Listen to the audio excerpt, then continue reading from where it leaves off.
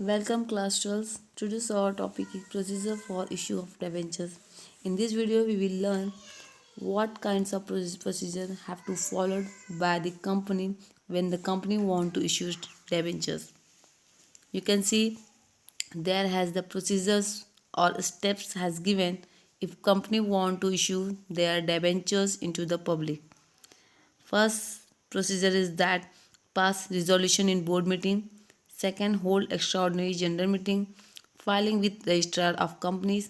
Obtain credit rating. Enter into underwriting agreement. 6. Issues prospectus, offer letter or letter of offer. Open separate bank account. Receiving application money. Hold board meeting. Issue of debenture certificate. Make entries in the register of debentures. Okay, now we will see one by one the all procedures of issue of debentures. Means company को क्या क्या procedures क्या क्या steps follow करने पड़ते हैं जब company debentures issue करती है. So let's start with the point number 1, pass resolution in board meeting. Okay, when company want to issue debentures, first the company have to pass resolution. Means company को एक resolution pass करना पड़ता है board meeting में. Company को board meeting conduct करनी पड़ती है and the company have to pass resolution in regard of the different matter. अलग अलग मैटर के लिए कंपनी को अलग अलग रिजोल्यूशन पास करने पड़ते हैं. So the first point is the amount and types of debentures to be issued and the terms and condition for issue. Okay, the company have to pass resolution in regard of the types of debentures. Means company कौन से debentures issue करना चाहती है, क्या types हैं उसके, convertible है, non convertible है, पार्टिसिपेटिंग है, नॉन पार्टिसिपेटिंग है, ओके, सिक्योर्ड है, अनसिक्योर्ड है. मीन्स जो भी काइंड्स का डिबेंचर्स कंपनी इशू करना चाहती है उसके रिगार्ड में कंपनी को एक बोर्ड मीटिंग में एक स्पेशल रिजोल्यूशन पास करना पड़ेगा. देन कंपनी को जब वो अप्रूवल मिल जाएगा तो कंपनी क्या करेगी, डिबेंचर्स इशू कर सकती है उस टाइप का. देन आफ्टर अमाउंट मीन्स कितने अमाउंट के लिए कंपनी डिबेंचर इशू कर रही है, कितने फाइनेंस कौन से फंड के लिए कंपनी डिबेंचर इशू करती है, उसके लिए भी कंपनी को क्या करना पड़ेगा, रिजोल्यूशन पास करना पड़ेगा. देन आफ्टर क्या टर्म्स एंड कंडीशन होंगी, उसके लिए भी कंपनी को स्पेशल रिजोल्यूशन पास करना पड़ेगा. Then after approve prospectus or offer letter or letter of offer. Okay, the company has to pass resolution for the approved prospectus. prospectus के approved के लिए कंपनी को रिजोल्यूशन पास करना पड़ेगा या फिर ऑफर लेटर या फिर लेटर ऑफ ऑफर के लिए. ये यहाँ इसके लिए भी कंपनी को क्या करना पड़ेगा, एक स्पेशल तरह का रिजोल्यूशन पास करना पड़ेगा in board meeting. Thereafter approve appointment of debenture trustee and get their written consent. In board meeting, the company has to approve the appointment of debenture trustee. Means कौन से debenture trustee को company appoint कर रही है as a trustee. Okay, और उसके बारे में कंपनी और जो डिबेंचर ट्रस्टी है उसका जो भी एग्रीमेंट रहेगा वो रिटर्न में होना चाहिए. मीन्स उनकी सहमति, उनकी एग्रीडनेस जो होगी वो रिटर्न में होगी. ये कंपनी को रिजोल्यूशन में रिटर्न मतलब मेंशन होना चाहिए. Authorise board to create charge on assets of the company. Okay, the company have also pass resolution in regard of the board to create a charge on assets of the company. Mean company को ये authority भी, अगर company authority देती है debenture holder को कि अगर company जो भी डिबेंचर अमाउंट है उसको रिपेड करने में, को रिडम करने में अगर कंपनी फेल होती है सो बोर्ड ये अथॉरिटी देगा कि वो कंपनी के असेट्स पे चार्ज कर सकते हैं. तो ये अथॉरिटी के लिए भी क्या करना पड़ेगा, एक रिजोल्यूशन पास करना पड़ेगा. Then company have to pass resolution in board meeting on call extraordinary general meeting if the boards boring power need to be increase. Okay, if company को अपना जो बोरिंग पावर है, जो कंपनी एक्ट के according जो भी boring power है, अगर कंपनी उसको उसको उसको एक्सटेंड करना चाहती है, मीन उसको बढ़ाना चाहती है उस बोरिंग पावर को, ओके, इंक्रीज करना चाहती है, so for that the company also have to conduct a extra ordinary general meeting that is the EGM meeting. उसे हम EGM मीटिंग बोलते हैं, सो उसके लिए भी कंपनी क्या करेगी, एक रिजोल्यूशन पास करेगी इन बोर्ड मीटिंग में. Then authorizes board to open a separate bank account for receiving money from the applicant. Okay, company have to pass the resolution in authorizes of board to open, means company एक authority देती है board को कि उस meeting में ये decide होगा कि the company have the authority, means the जो भी बोर्ड मेंबर है they have the authority to open a separate bank account for the receiving money from the applicant. मतलब जो भी डिवेंचर्स के अप्लीकांट है उनके लिए जो भी उनकी तरफ से जो भी अप्लीकेशन मनी आएगी उस मनी को प्रॉपरली मेंटेन करने के लिए क्या करना पड़ेगा, कंपनी को एक सेपरेट बैंक अकाउंट ओपन करना पड़ेगा. सो for that the company has also pass a resolution in board meeting. Now second is the whole extraordinary general meeting, that is the AGM. Okay, if company want to increase the borrowing power of the board, अगर company अपने जो भी उनकी board committee उनके जो boring power है, means जो भी फंड बोरो करने की जो लिमिटेड कैपेसिटी है, अगर कंपनी इसको इंक्रीज करना चाहती है, अगर कंपनी को ऐसा लगता है कि कंपनी को और फंड बोरो करने हैं, कंपनी को और पैसों की जरूरत पड़ेगी. ओके, सो कंपनी अगर अपने बोरिंग पावर को इंक्रीज करना चाहती है, एक्सटेंड करना चाहती है, so for that the company have to held EGM meeting. EGM क्या है, यह extra ordinary general meeting which is conduct by the share holder. Means ये एक्स्ट्राऑर्डिनरी मीटिंग ये बोर्ड और शेयर होल्डर के थ्रू होगी, but EGM must be held to get the share holder approve. इसमें क्या होगा कि शेयर होल्डर्स क्या करेंगे, एक अप्रूवल देंगे. क्या देंगे, अप्रूवल देंगे. कंपनी क्या कर सकती है, एक्स्ट्रा फंड बोरो कर सकती है. So the EGM must be held to get the share holders approval through a special resolution. एक स्पेशल रिजोल्यूशन पास करके कंपनी एक शेयर होल्डर्स की अप्रूवल मिलते ही उस स्पेशल रिजोल्यूशन के थ्रू क्या कर सकती है, अपनी बोरिंग पावर को इंक्रीज कर सकती है इन EGM में.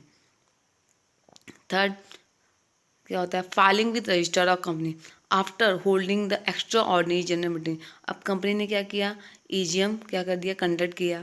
देयर आफ्टर कंपनी के जो बोर्ड हैं they get the approval from the share holder in EGM meeting and they pass A special resolution in regard of the appreciation of the borrowing power or increased borrowing power. Okay, thereafter company have to file with the registrar of companies. Mean company को filing करना पड़ेगा इन the ROC में. thereafter the secretary had to follow the special resolution and copy of prospectus, offer letter of offer with registrar of companies within 30 days of board meeting. Okay, अब जब भी extra ordinary general meeting conduct हुई, company ने क्या किया, share holders की approval ले ली. There after एक स्पेशल रिजोल्यूशन पास कर दिया. अब कंपनी को क्या करना है, उस स्पेशल रिजोल्यूशन जो भी पास किया गया है, the company have to file that special resolution in the ROC. उस स्पेशल रिजोल्यूशन की कॉपी जो भी है क्या करना पड़ेगा, ROC में फाइल करना पड़ेगा. कौन करेगा, बाय द कंपनी, कंपनी के द्वारा होगा, लेकिन कौन करेगा, secretary, the secretary of the company. So secretary haves to file the special resolution and copy of prospectus. मतलब जो भी स्पेशल रिजोल्यूशन है वो उसके साथ साथ कंपनी का जो प्रॉस्पेक्टस है या फिर ऑफर लेटर या फिर जो लेटर ऑफ ऑफर है वो कंपनी क्या करेगी, विद दी स्पेशल रिजोल्यूशन क्या करेगी, कंपनी ROC में सबमिट करेगी. कभी with in the 30 days of the board meeting. मतलब कंपनी ने जब बोर्ड मीटिंग कंडक्ट की थी उस दिन से लेके 30 दिन के अंदर जो भी स्पेशल रिजोल्यूशन पास हुए कंपनी उसे क्या करेगी, फाइल करेगी ROC में. Thereafter filing the special resolution and copy of the prospectus the company get the obtain credit rating. Company क्या करेगी, क्रेडिट रेटिंग ऑप्टेन करेगी, गेट करेगी. ओके, फ्रॉम कहाँ से करेगी, so the company get credit rating from the rating agencies. जो भी credit rating agencies होती है उनसे ऑप्टेन करेगी. So company gets its debenture rated by one और more credit rating agency. Means ये जो क्रेडिट रेटिंग एजेंसी होती है मैंने आपको बता दी कि ऐसी होती है कि ये बताती हैं कि कौन सी कंपनी मार्केट में कैसी चल रही थी, मीन्स कौन सी कंपनी का रेटिंग कैसा, उनका रिस्क लेवल कैसा है, उनकी रिस्क रेटिंग कैसी है। ओके, तो the rating must be mention in the prospectus, offer letter, letter of offer. तो ये after getting the credit rating, वो रेटिंग जो रहेगी इट विल बी मेंशन, वो मेंशन होगी कहाँ पर, in the prospectus, letter of offer या फिर ऑफर लेटर में। Then after that company haves to include in the underwriting agreement. अभी कंपनी को क्या करना पड़ेगा, अंडरराइटिंग एग्रीमेंट भी इंक्लूड करना पड़ेगा। So company enter into an underwriting agreement for underwriting is debenture issue. Company क्या करना पड़ेगा, अंडर राइटिंग एग्रीमेंट क्या करना पड़ेगा, उसमें एंटर करना पड़ेगा। क्यों करना पड़ेगा, बिकॉज अगर मिनिमम सब्सक्रिप्शन नहीं हुए डिबेंचर्स के, कंपनी का जो भी मिनिमम सब्सक्रिप्शन है अगर कंपनी से फुलफिल नहीं कर पाती है, so company have to refund all entire money, जो भी एंटायर मनी कंपनी ने एज अप्लीकेशन मनी रिसीव किया है फ्रॉम द अप्लीकांट, वो सारे पैसे कंपनी को अगेन रिफंड करने पड़ेंगे। Okay, with in the 12 days, 12 दिन के अंदर। सो अब ये जो मिनिमम सब्सक्रिप्शन है, जो कंपनी मिनिमम सब्सक्रिप्शन फुलफिल नहीं कर पाती है, उसको फुलफिल करने के लिए उनको पैसे रिटर्न ना करने पड़े, कंपनी को क्या करना पड़ता है, the company have to appoint the underwriter. So for that the company have to enter into the agreement, that is the underwriting agreement. Okay, thereafter, अभी अंडर राइटिंग एग्रीमेंट हो गया, thereafter company have to issue the prospectus या letter of offer और offer letter. इन तीनों में से company जिसके लिए डिवेंचर इशू कर रही है उसका डॉक्यूमेंट मार्केट में या पब्लिक में इशू करेगी। लाइक प्रॉस्पेक्टस कभी करेगी कंपनी, अगर कंपनी पब्लिक को इनवाइट कर रही है डिवेंचर परचेज करने के लिए, सो कंपनी क्या करेगी, company will issue the prospectus. But अगर कंपनी प्राइवेट प्लेसमेंट करती है, privately selected group of people को क्या करती है, डिवेंचर्स इशू कर दिया, सिक्योरिटी इशू करती है, then company have to issue the offer letter. But अब if company issuing the right issue, अगर कंपनी राइट इशू कर रही है, so then company have to issue the letter और offer. Okay, the company issue prospectus if it is inviting the public to buy its debenture. मैंने आपको बताया कि company prospectus कब इशू करेगी, जब कंपनी पब्लिक को इनवाइट कर रही है डिवेंचर्स परचेज करने के लिए, बाय करने के लिए। Okay, offer letter issued if a company makes private placement. अगर कंपनी प्राइवेट प्लेसमेंट करती है then company have to issue the offer letter. But if company issuing the right issue, then company have to issue the letter or offer. Okay, now after that the company have to open a separate bank account. Company ने प्रॉस्पेक्टर issue कर दिए, letter offer issue कर दिए या फिर offer letter, इन तीनों में से जो भी रिक्वायर्ड था कंपनी ने उसे इशू कर दिया। अब क्या आएंगे, अब इन्वेस्टर्स उसे रीड करेंगे और उसके साथ जो भी एप्लीकेशन फॉर्म होंगे उसको, जो भी इंटरेस्टेड होंगे, जो भी कंपनी से अट्रैक्ट होंगे, जिसका इम्प्रेशन, कंपनी का इम्प्रेशन जिसके माइंड पे अच्छा पड़ेगा, वो क्या करेगा, कंपनी से इम्प्रेस्ड होके अपने फंड को इन्वेस्ट करने के लिए वो डिसीजन लेगा उस कंपनी में, और एप्लीकेशन फॉर्म को फिल करके विथ एप्लीकेशन मनी वो क्या करेगा, उसे भेज देगा, सेंड करेगा। बट कहाँ सेंड करेगा, तो इसके लिए क्या किया कंपनी ने, for that the company has open a separate bank account. अब कंपनी को क्या करना पड़ेगा, उसके लिए एक सेपरेट बैंक अकाउंट ओपन करना पड़ेगा कि कंपनी ने जो भी और प्रॉस्पेक्टस भेजे हैं या फिर लेटर ऑफर भेजे या फिर ऑफर लेटर भेजे हैं विद द एप्लीकेशन फॉर्म, तो एप्लीकेशन फॉर्म के जो पैसे आएंगे वो रखेगी कहाँ, तो वो उसके लिए कंपनी ने क्या किया है, एक सेपरेट बैंक अकाउंट ओपन किया है। So company open a separate bank account in a scheduled bank to receive the money from the applicant. जो भी एप्लीकांट की मनी आएगी उसको रिसीव करने के लिए, उसको प्रॉपरली मेंटेन करने के लिए कंपनी क्या करेगी, एक सेपरेट बैंक अकाउंट ओपन करेगी। आफ्टर दैट कंपनी जो भी एप्लीकेशन मनी आएगी उस बैंक अकाउंट में उसे रिसीव करेगी। So the subscriber will submit the application along with the required amount to be specified bank within the time period mention in the prospectus और letter offer और offer letter.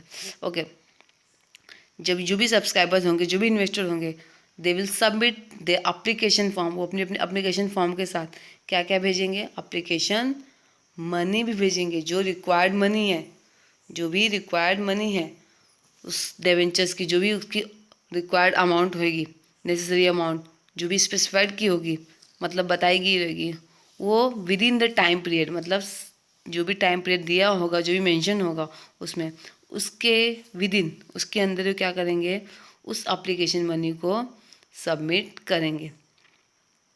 Okay, with the prospectus, या तो prospectus के साथ, या फिर अगर letter of offer होगा उसके साथ, या फिर ऑफर लेटर के साथ क्या करेगा, सब्सक्राइबर उसको सबमिट करेगा और कंपनी उसे रिसीव करेगी। देर आफ्टर ये हो गया, अप्लीकांट ने क्या कर दिया, एप्लीकेशन मनी सबमिट कर दिया। देर आफ्टर अब कंपनी क्या करेगी, बोर्ड मीटिंग कंडक्ट करेगी। After the issue close, a board meeting is held to decide and approve allotment of debenture. Board also approve creation of charges on the company's asset. Okay. After receiving the application, अब क्या करेगी company, board meeting करेगी कि अब allotment of debentures के लिए, means किसको किसको लेटर्स ऑफ, किसको किसको डिवेंचर्स अलॉट होने चाहिए।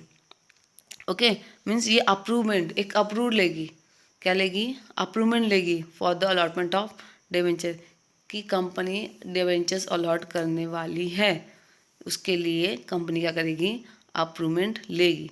सो after the issue close, a board meeting is held to decide and approve allotment of debenture. Board also approve creation of charges on the company's asset. Company ये भी उस board meeting में decide करेगी कि company किसे debentures allot करने वाली है और किसे नहीं, किसे कितने डिवेंचर्स अलॉट करने वाली है। अगर मिनिमम सब्सक्रिप्शन है तो कंपनी को क्या करना है, उसे एटलीस्ट मिनिमम सब्सक्रिप्शन तक तो फुलफिल करना है। और अगर मैक्सिमम सब्सक्रिप्शन है, ओके, मीन्स हम लोग बोलते हैं ओवर सब्सक्रिप्शन अगर हो गया, अगर ओवर सब्सक्रिप्शन है तो कंपनी को उसे भी एडजस्ट करना पड़ेगा। ठीक है, तो ये सारी चीज़ें कंपनी उस बोर्ड मीटिंग में डिस्कस करेगी। And then after board also approve creation of charge on the company's asset, और उसके बाद कंपनी एक अप्रूवल बनाएगी जिसमें जो डिवेंचर होल्डर रहेंगे वो क्या कर सकते हैं, कंपनी के असेट्स पे चार्ज कर देंगे। लेकिन कौन से असेट्स पे करेंगे, इसके लिए भी क्या होगा, कंपनी अप्रूवल बनाएगी इन board meeting. Okay, after holding the board meeting the company issue of debenture certificate, ये सारी चीज़ें हो गई। अब कंपनी ने क्या कर दिया, अप्रूवल दे दिया किसको किसको डिवेंचर्स अलॉट किए हैं। सो आफ्टर अलॉटिंग प्रोसीजर, जब अलॉटमेंट प्रोसीजर कंप्लीट हो जाएगा डिवेंचर्स का, कंपनी ने डिवेंचर्स अलॉट कर दिया। Thereafter company have to thereafter the company have to issue the debenture certificate, company को डिवेंचर सर्टिफिकेट इशू करने पड़ेंगे। The allotment procedure has to be completed within 60 days from the receipt of application money. Okay, company ने क्या किया था, application money receive किया था। जिस दिन कंपनी ने एप्लीकेशन मनी इशू किया उस दिन से लेके 60 days के अंदर, कितने, within the 60 days the company have to complete the allotment procedure, means company को डिवेंचर अलॉट कर देने होंगे। कब, when company issue the application money, when company collect the application money, जब कंपनी ने एप्लीकेशन मनी कलेक्ट किया उस दिन से लेके 60 दिन के अंदर the company have to allot the debenture, मतलब कंपनी को डिवेंचर अलॉट कर देने होंगे। Company have to issue debenture certificate within 6 months of allotment of debenture, और उसके बाद जिस दिन कंपनी ने डिवेंचर अलॉट किए उस दिन से लेके within the 6 months the company has to issue the debenture certificate. Got it, means company जब एप्लीकेशन मनी रिसीव करती है उस दिन से लेके 60 दिन के अंदर कंपनी को क्या करने हैं, डिवेंचर्स इशू कर देने हैं, डिवेंचर्स अलॉट कर देने हैं। ओके, देयर आफ्टर अलॉट कर देने हैं, डिवेंचर इशू नहीं, अलॉट कर देने हैं। जिस एप्लीकांट को अप्रूवल दिया है उसे क्या करना है, कंपनी को डिवेंचर्स अलॉट कर देने हैं। और जिस दिन कंपनी ने डिवेंचर्स अलॉट किए, ओके, उस दिन से लेके विद इन द 6 months, मतलब 6 महीने के अंदर कंपनी को क्या करना है, डिवेंचर सर्टिफिकेट इशू कर देने होंगे।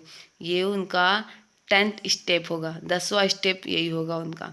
There after 11th is that after issuing the debenture certificate, company को क्या करना पड़ेगा, registrar of debenture holder maintain करना पड़ेगा। क्या मेंटेन करना पड़ेगा, register of debenture holder. In there the company have to make entries on the specific, जो भी उनका स्पेसिफिक डिवेंचर होल्डर होगा उनके नाम का। Secretary has to make entries in the register of debenture holder within 7 days after the board approval of allotment. Means जिस दिन board ने अप्रूवल दे दी अलॉटमेंट की कि इन बंदों का क्या इन लोगों को क्या क्या करना है, डिवेंचर्स देना है, तो उसी 7 दिन के अंदर कंपनी को क्या करना पड़ेगा, the company have to make a entries in the registers of the debenture holder. Means debenture holder के एक रजिस्टर्स होंगे, उस रजिस्टर्स में उन डिवेंचर्स होल्डर के नेम लिखने पड़ेंगे जिसको इसको कंपनी ने डिवेंचर्स अलॉट किए हैं। Okay, however if debenture are issued in demat form the company does not maintain the register of the debenture holder.